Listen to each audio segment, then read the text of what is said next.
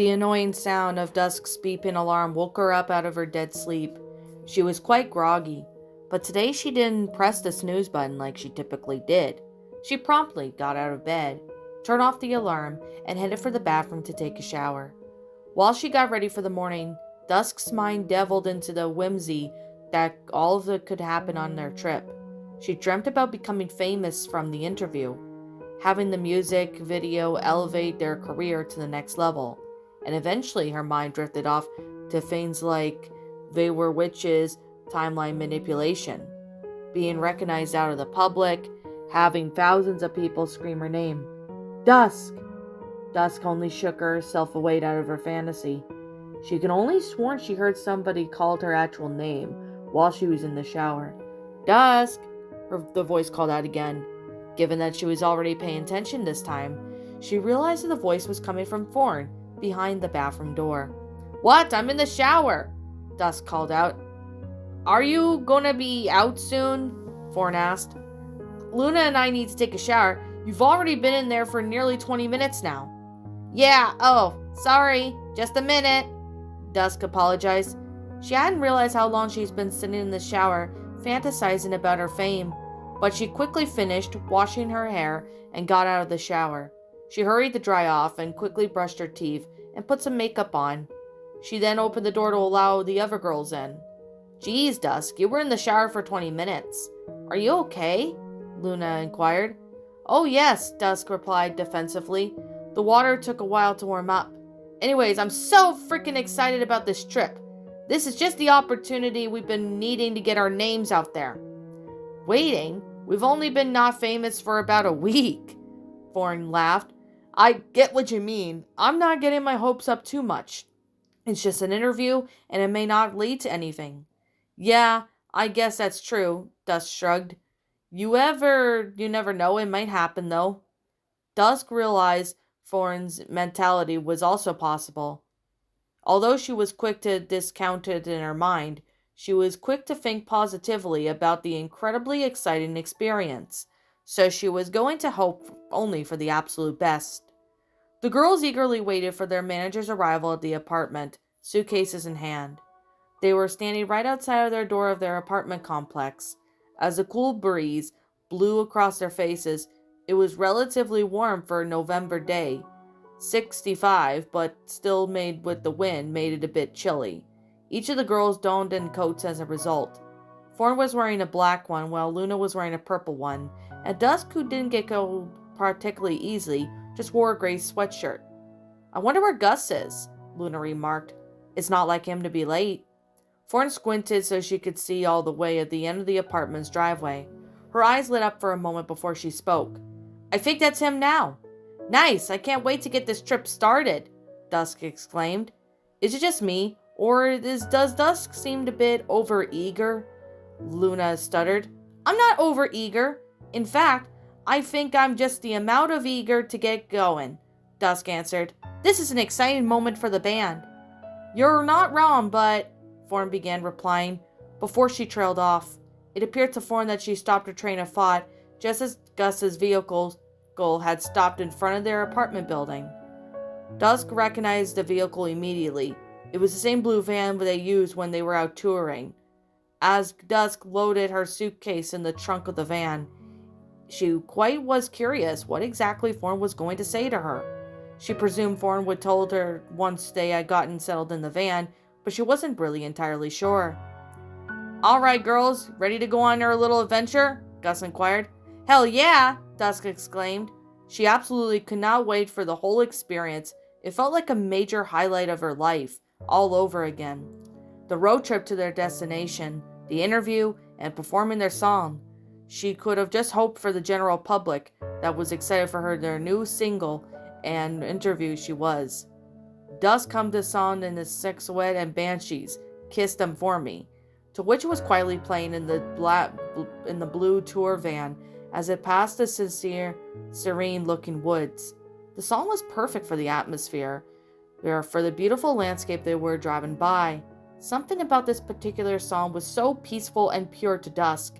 It wasn't quite her favorite song on the Superstition album, that honored the reserve for fear of the unknown, but it had a special place in her heart.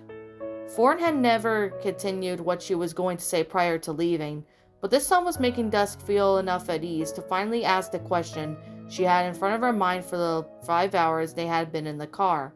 "Hey Thorn," Dusk asked, "what were you going to say before we left? You never finished your sentence."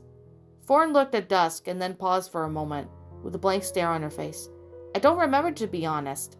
Do you remember the context? You were saying you're not wrong, but, and then you trailed off when Gus showed up," Dusk answered. "Oh, I was saying that I feel like putting a bit too much pressure on this experience of a lifetime.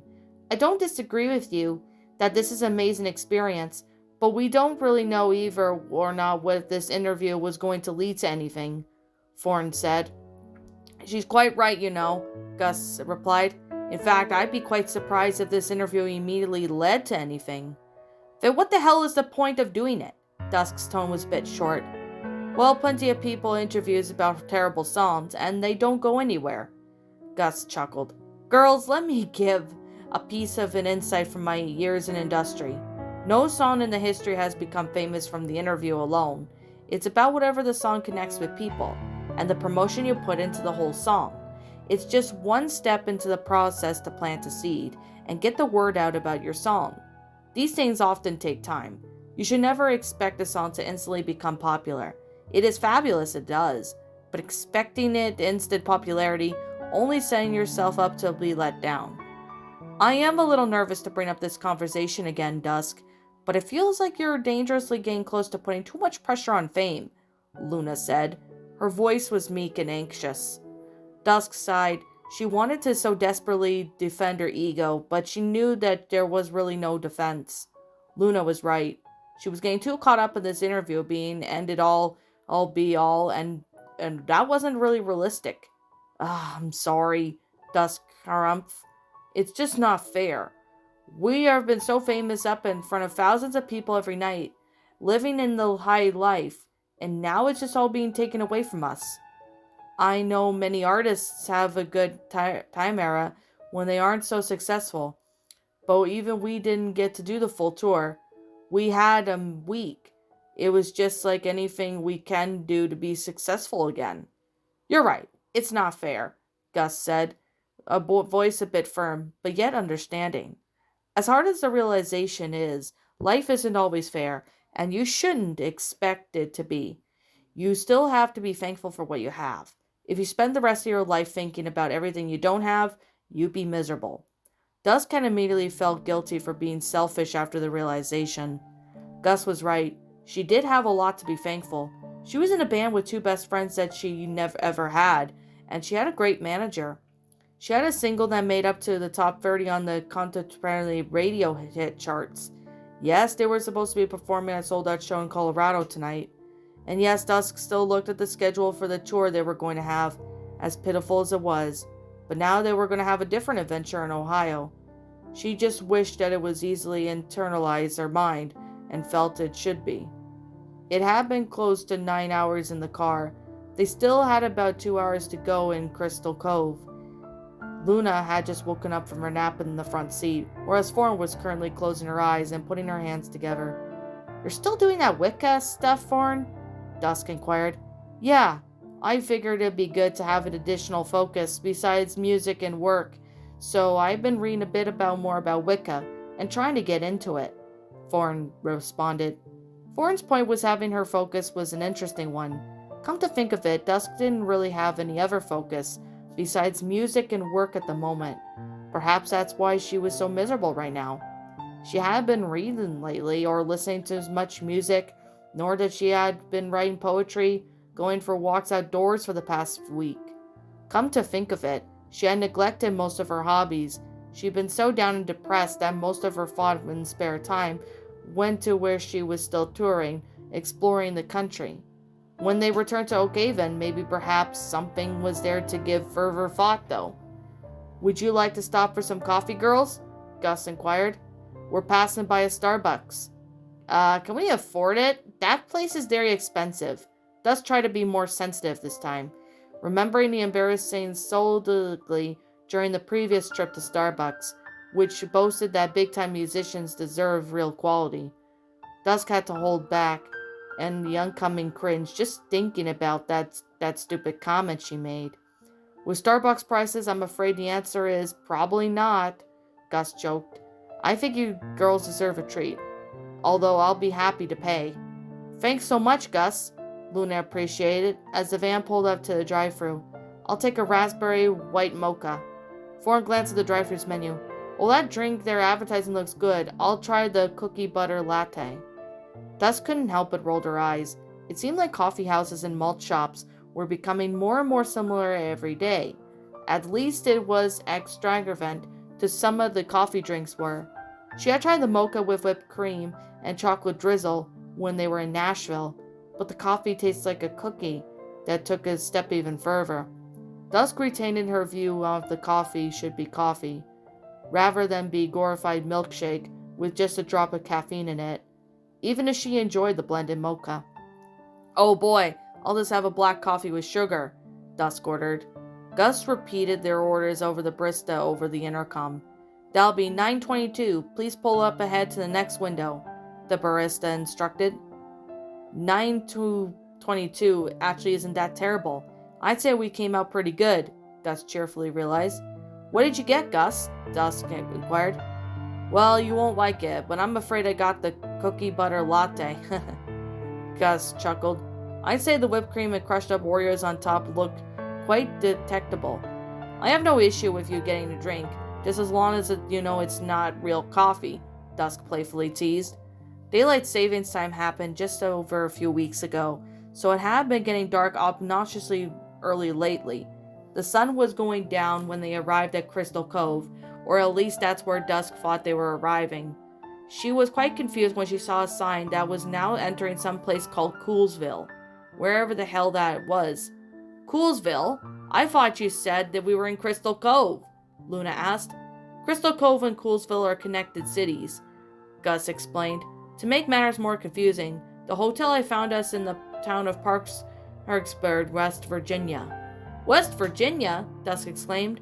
How far is it to this hotel? Don't worry, it's only about 15 minutes away. It's right on the state line. There are lots of chain hotels and motels around, but I tried to pick out somewhere fun and historic, so it would be reminiscent of... Gus paused, which Dusk found a bit curious. You know, your touring days? Although Gus did feel bad that Dusk felt bad that Gus was apparently had a weird emotional place about their adventure in the alternate timeline.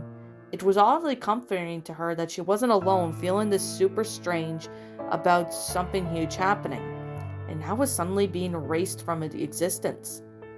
Are you going to do the history tidbit about the hotel we're staying at again, Gus? Luna asked. Even with the anxiety I had around the tour, I had immediately kind of been learning about the history we were staying at. It kind of felt empty if we didn't do that route.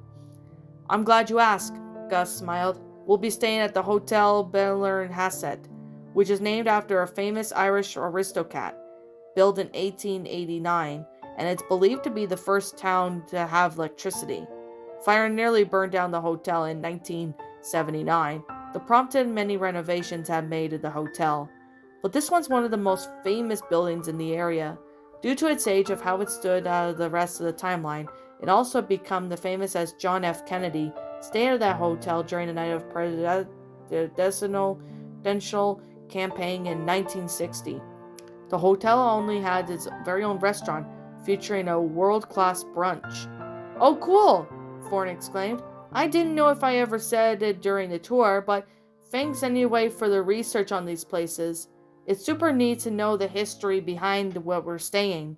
Of course, in addition to becoming a music fan, I'm a bit of a history stuff. Researching all the historical facts behind the place is so fascinating to me, Gus answered.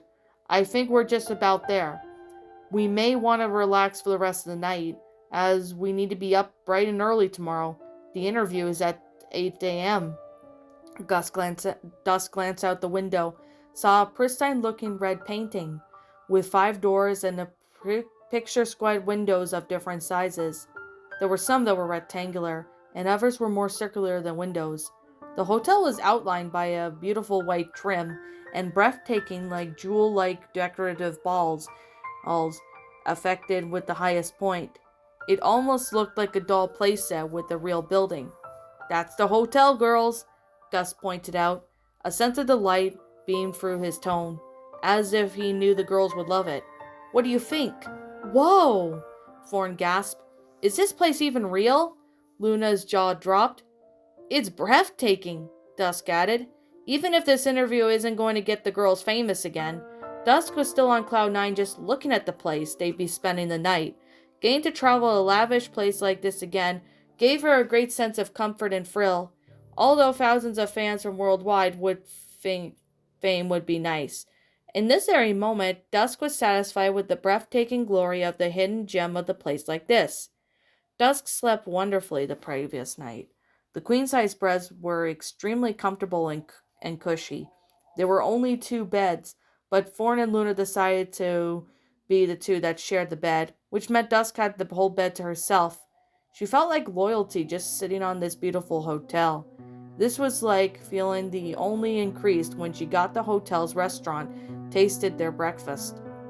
Gus had gotten the eggs Bendeler Hasset, which include eggs, vegetables, salmon, and hollandaise sauce.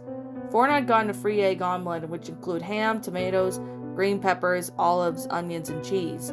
However, she wasn't able to eat it all due to its enormous size. Luna also got an omelet, but stuck with only ham, cheese, tomatoes, and peppers, while Dusk got the Monte Cristo breakfast sandwich, which was an egg cheese with a slice of salami and on a butter biscuit. The sandwich was absolutely delicious. In fact, so much that it made Dusk felt pleasant for the regular breakfast, which had consisted of a bowl of cereal. "This breakfast is amazing, Dusk. Thank you so much for paying for this." Thorn appreciated it. "Don't thank me, thank the label. They're the one paying for the trip. They did say meals were included." Gus chuckled. "Anyways, we should get going pretty quickly. It's 7:10, and I'm not sure or it would be a good look to the burst of the station right now. The program starts at 8. "Oh, right. I forgot we were about 20 minutes away from the station," Luna said, before shoveling down the last couple bites of her omelet. Dusk promptly did the same with her breakfast sandwich. "We better get moving." "Oh crap, you're right. We better get all of our stuff to our room," Dusk gasped as she had the last bite of her sandwich and prepared to grab her suitcase down from the girls' room. Meanwhile, the girls arrived at the TV station. Dusk was admittedly surprised that she didn't feel nervous walking in the building like she had with the girls done with their interview in Melkweit. It had been a small townish, which made it feel a little less intimidating.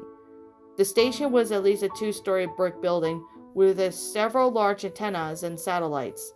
Some were fixated on the top of the building, and there were also a couple of large freestanding antennas next to the building. The building looked relatively old, but not dusty, the unkept way. Rather than the station, looked quite historic and quaint. Almost looked like it may someday be a tourist destination. All the girls were currently lunging their instruments into the building with them, as they knew they were going to be doing a performance directly after the interview. Although it was silly, Dusk quite wished Gus had hired somebody to carry their instruments with them, as they were ridiculously heavy. "Are you girls nervous?" Gus chucked in. "Actually, no," Thorn shrugged. "This place looks quite inviting." "I'm with Thorn. Compared to Millowake, will be a breeze," Dusk added. "I wish I could do the same," Luna nervously chuckled. It was clear that she indeed was quite anxious. Dusk immediately wasn't too surprised that her friend was in the bundle of nerves. That was pretty unusual for Luna in a situation like this. "You'll be fine, girls. You did that Millwake interview flawlessly, so I'm pretty sure this one will turn out just as wonderful," Gus encouraged. Luna opened her mouth to respond again, but she was quickly cut off by a blonde woman wearing a t-shirt with the Z-Pop station logo and blue jeans. "Good morning. We're so excited to have you here," the woman from the station said. "My name's Isabel, and I'm the owner of this station. I'll be showing you to your newsroom." "It's so great to meet you, Isabel." Gus smiled.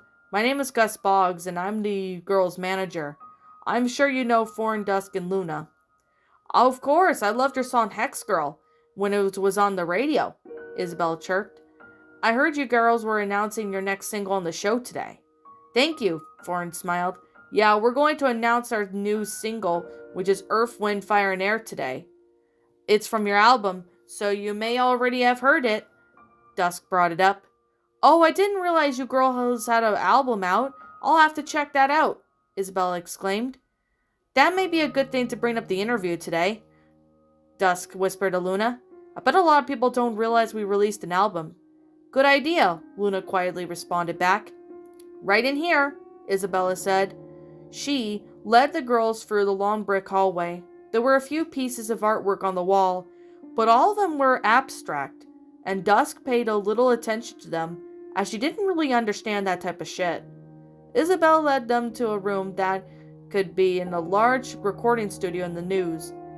The room had a bunch of cameras and audio equipment on the both left and right sides, but the front and center had a huge anchor desk.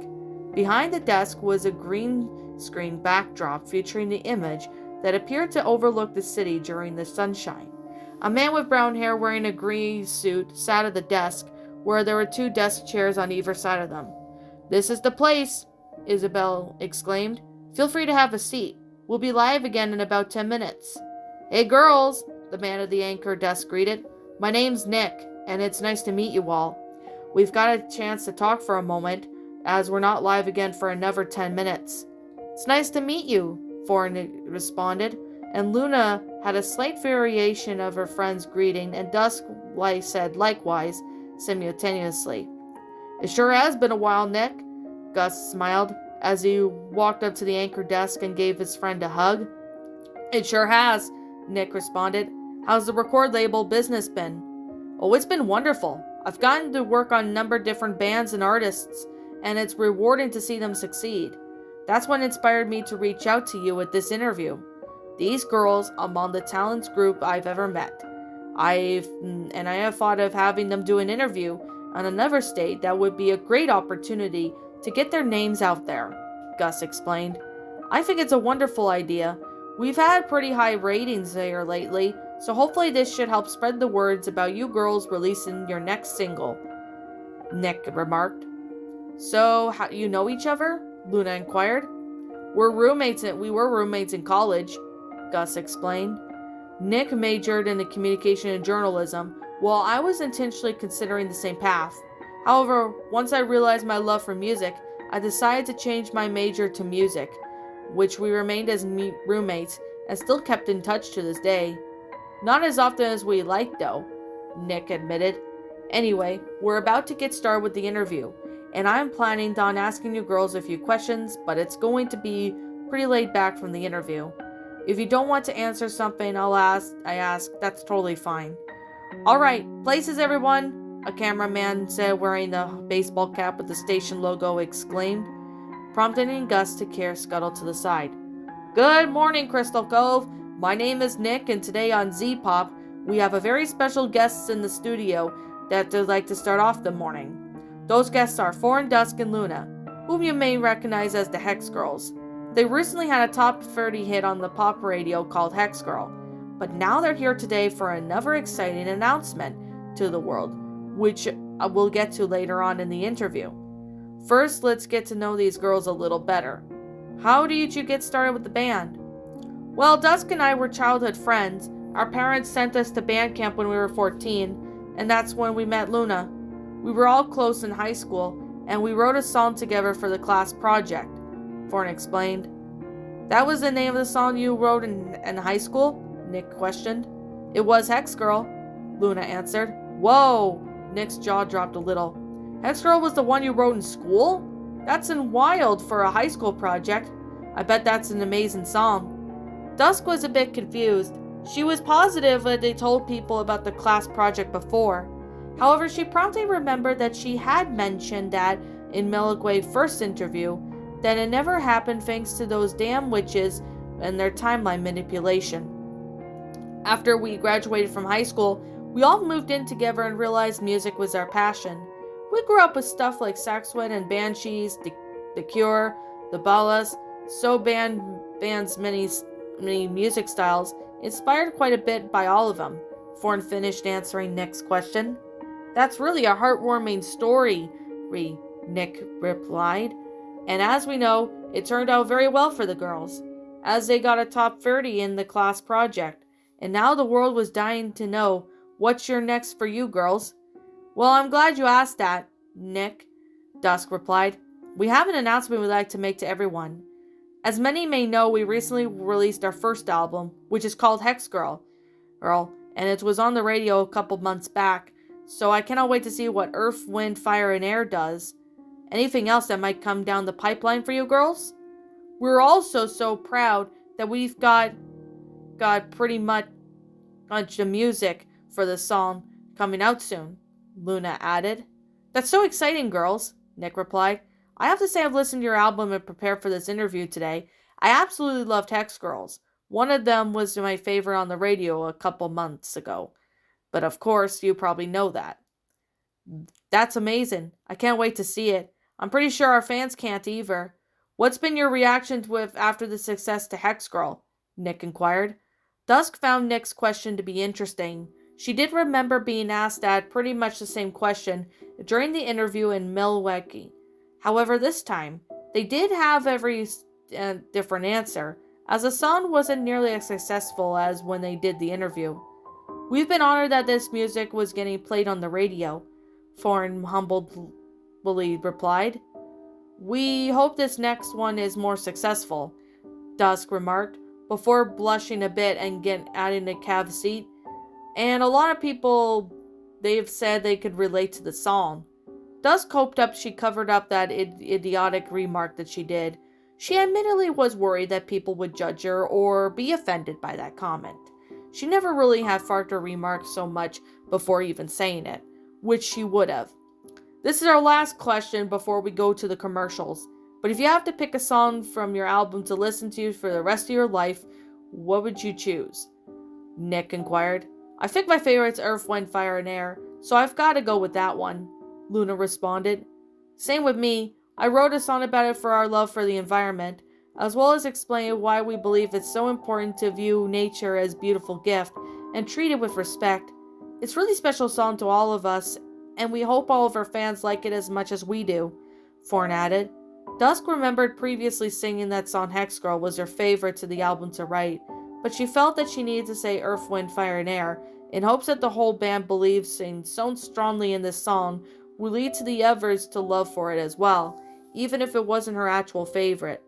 The interview where she had left off had been erased for the rest of the witch's manipulation and trickery, which of course nobody would ever know. No. Yeah, Earth, Wind, Fire, and Air is my pick as well. I think the whole band agrees that this song is best to show who we are and believe in, which is why we wanted to release our song as a single, Dusk explained. Wonderful, girls. I want to give a huge thanks to you girls for coming all the way here to Massachusetts today for the interview. I want to encourage you all viewers to stay tuned for a live performance of the girls' new single after these messages and from our sponsors, Nick said, before giving the cameraman a signal to turn off the camera. Thanks for having us, Nick. This was a great interview, Thorne replied. Where do you want us to set up? Right in front of that news desk would work perfectly. We'll be on in 2 minutes, Nick informed as the girls started setting up their instruments. The cameraman and Gus scurried over to help them. Dusk turned her head to be in front of the room. There was a small screen playing the sponsor message broadcasting on TV live. On the newest season of Mathis Typicals coming up, a deep, dramatic male announcer said on the commercial. And it will be even dopier rhymes. The scene then switched to an annoying red monster that Dusk unfortunately seen many times before. We're stacking 26 times, 36. We're about to get nerdy, sis, Strangle-Woofus red monster rapped. More intensely complex multiplication, the announcer chimed in. Then the scene switched again to a large gray elephant whom Dusk really believed was Mr. Trunksworth. Dog, you got 4,006 times, then you add 10 more. How many homies you got? Cause it equals 16,034. More raw social commentary. The announcer's voice increasingly tense. Mr. Trunksworth, why did you have to bring that number up? That's 1,263 away from the average Americans owns their student loans, Stranglewoofus said. He hung his head. That's quite discomforting, Stodoy, Stranglewoofus, Mr. Trunksworth scolded. I swear this show just gets weirder and weirder. Dusk shook her head in disbelief. I think we're all set, Form informed, once their instruments and microphones have been connected to their power outlets. All right, girls, in 3, 2, 1, the cameraman countdown. Of course, Dusk shouted in allusion with her bandmates as Foreign finished with the brief guitar solo of their song. Ladies and gentlemen, that was the Hex Girls' brand new sequel, Earth, Wind, Fire, and Air, which you could hear by going out purchasing their album Hex Girl. Thanks again for performing, girls. This is Nick with Z-Pop News, and we'll be back with weather and other commercials. That we're clear, the cameraman informed. That was amazing, Gus clapped. Yeah, incredible performance, girls. Thanks so much again for coming, Nick appreciated. Any plans after this? I believe we're gonna go search for a park, Gus informed. Any recommendations? This is a bit of a secret, but we're wanting to film the music video for Earth, Wind, Fire, and Air there. That's awesome, Nick exclaimed. The Crystal Cove Community Park walking trail is only about 5 minutes away. There is a nice wooded area there. I think it would be a great place to film your video. Which direction did you come from? We're staying at the Bellarmine Hasset, Dusk responded. Oh, that'll be easy. All you gotta do is drive back the way you came to come on Jones Avenue, and take a right about 5 minutes down the road to Nestle Street. You will not miss it. Nick provided the directions. Thank you. I suppose I should get on with your show, but it's been great seeing you again, Nick, Gus said, as he gave his friend a hug.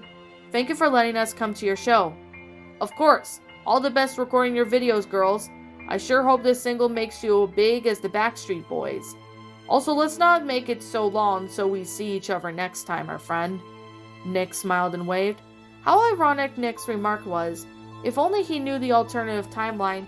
He didn't know better. They were actually more famous than the Backstreet Boys. Dusk felt like they fucking rocked the interview.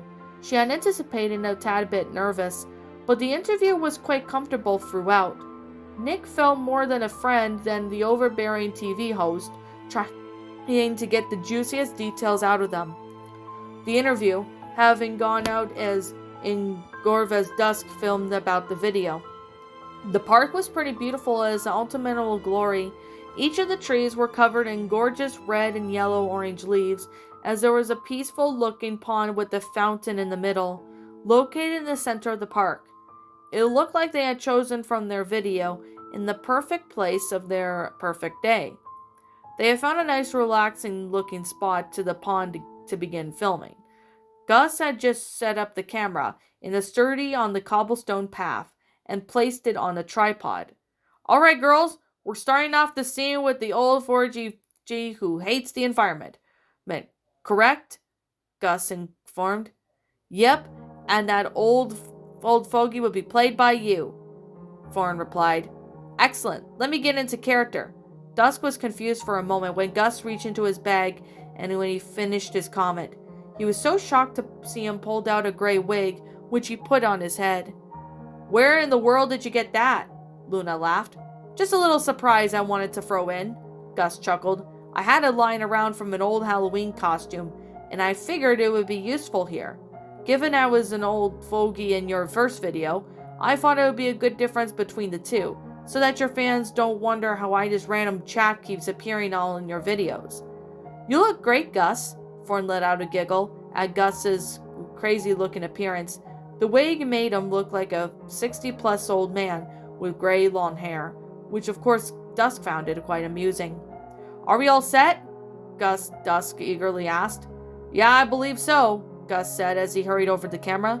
Recording in 10, 9, 8, 7, 6, 5, 4, 3, 2, 1.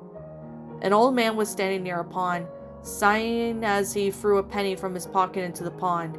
He looked out to the fountain in the middle. Perhaps this was a beautiful sight for some, but for the old man, it was a vision of the world he once knew that had left him behind. All these dumb hippies these days, trying to save the environment to make the world a better place. What happened to the days when the old gent could drive his turbo-powered diesel justly canopy piece? The man lamented. Hey man, you better watch what you're saying about the environment, Thorn snapped. Oh yeah? What's the environment done for you lately? Has it brought you coffee or offered to rub your back after a long day of the toxic chemical plant? 'Cause it hasn't done those things for me. Why would you even give a crap about nature? The old man babbled. It's a gift even we have beautiful trees like this, a pond with clean water, and these dumb surroundings around the park. You seem to think you're of nature as a trash can, Luna argued. Somebody's got to teach this old geezer a thing or two about the environment, Dusk sneered. At that moment, Form began playing her guitar, belting earth, wind, fire, and air. We may look bad, but we don't care. The girls, too, sang out an illusion. Of course, Form kept singing, getting increasingly on the old man's personal space to show them that they meant business. Luna and Dusk echoed into the song. I'm sorry, but I think you ladies have mistaken for someone who gives a damn, the old man rebunked. Well, it's only fair, Thorn kept singing. All the girls kept chiming in. As of course, Thorn sang, looking deep in the old man in the menacing way. Of course, Thorn kept belting again, and the all girls kept singing more and more. Or in the old man's face, much to his discomfort. Luna and Dusk echoed, also singing, giving a directly deaf stare to the old man. Yeah, love the earth, I get it already, the man harumphed. Why would anybody love the earth? The only people that should do is tree-hugging hippies that were a little woo-hoo in the head, right? Foreign's voice became a bit more warm and enduring as she sang the song, emotionally compelled the old man to the point. The girls sang an illusion, and of course Foreign sang with a mischievous look on her face, before getting in the old man's face again in the final chorus. Of course the girls chimed in more of the song on. Well, maybe you ladies are right, the old man said, with a hopeful look in his eyes. This pond is beautiful, and so is this park. Nature is a gift, not a trash can, Foreign said, looking directly at the camera's audience. Love the earth with all your fire. It was such a beautiful November day that the girls and Gus decided to take a walk by the park as they headed for their hometown in Oak Haven. Dusk was actually glad that Gus had suggested the walk, as the trees at their peak of their seasonal beauty, and the sight of it was actually felt nice after their workout they had got while around filming the video. I don't think we could have asked for a better day today, ladies, Gus informed. You rocked your interview at Z-Pop, and you filmed a wonderful music video. You gotta stay at this luxury hotel. Thanks again for setting this up, Gus. I don't know what we would do without an incredible manager like you. Luna appreciated. Yeah, this is amazing. It is a bummer though it's over, but no one can say we have a productive day, Foreign responded. Dusk was rarely the touchy-feely type, so it was a surprise to see the wave of emotions washed over her. Was it regret? Nervousness? No, wait, it was sadness. Dusk quickly realized that the fact that they were leaving had finally hit her. The whole trip had felt so nostalgic for her, and reminiscent on what they have while touring.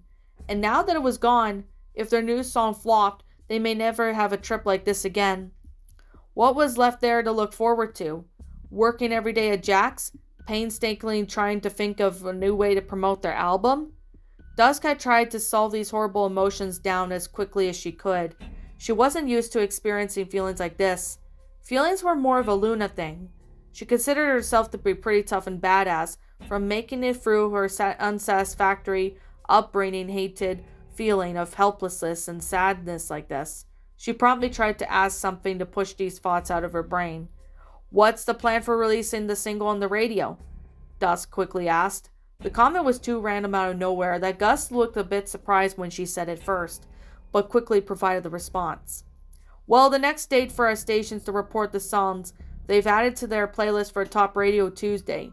So I'll send a memo out to the executives charged of the radio station promotion and have them add Earth, Wind, Fire, and Air to the songs that are being promoted on the top radio, Gus explained. Oh, and we'll go over your music video footage as well, make sure everything looks good, before we make a plan to send it to the TV networks to premiere it. We could do that in our next meeting on Thursday at 2. Okay, Dusk replied in a monotone voice. That sounds like a good plan, I guess.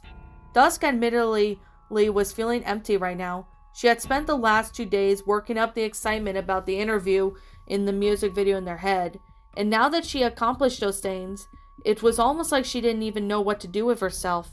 She had pretty much looked nothing forward to the foreseeable nature until something had happened with her music career, but hopefully it would change as she got back home and adjusted to her new reality.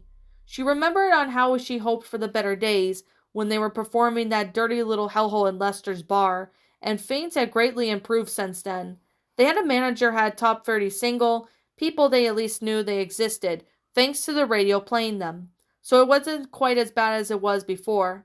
But still, even though keeping those things in mind, those so-called happiness she was trying to make herself didn't seem real. It felt like it's self-imposed phony, because what the hell was there to be happy about? Anyway, she couldn't help but fixated on the fact that she could potentially be the last trip like this was the band she would ever have.